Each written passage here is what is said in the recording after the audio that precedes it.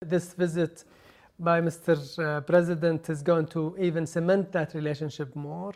I think having the private sector participation respond to one of our key initiatives in Saudi Arabia of having the private sector participation in our GDP grow from where it is now to 65%.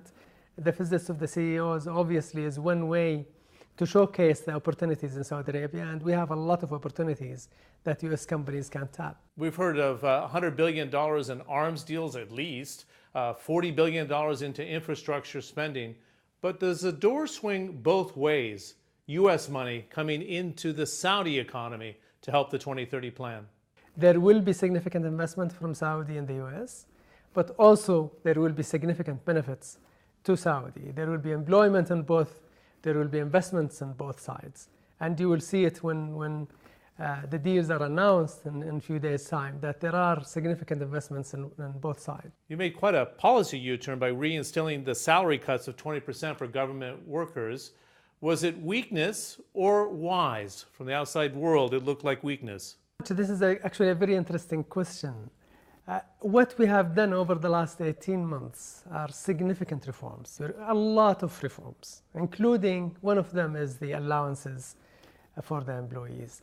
And it was done at a time when we were really worried about the oil price. We were worried about various other stresses in the economy. The king decided that maybe it's about time to inject more funding into the people's hand so that actually it will help the economy grow more.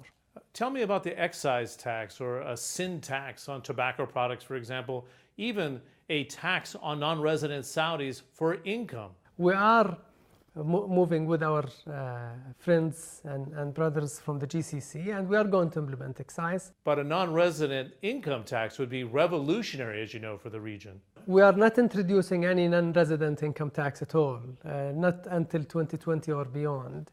That we are not introducing income tax on our people, we are not introducing income tax on residents, expats.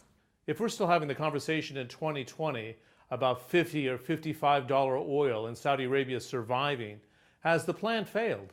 We would not really care much whether the price is 40, 45, 50, 55 at that time. We are planning to be leaving totally dependency that we have been living for the last 40, 50 years. And hopefully by even 2030, I wouldn't care if the oil price is zero, although I would like it to be 100 and 150. We've seen price increases for petrol, water, power. Are the Saudi people really willing to stick with the plan of the Deputy Crown Prince? They understand that the oil revenue that is fluctuating price can't be a sustainable means of supporting the economy.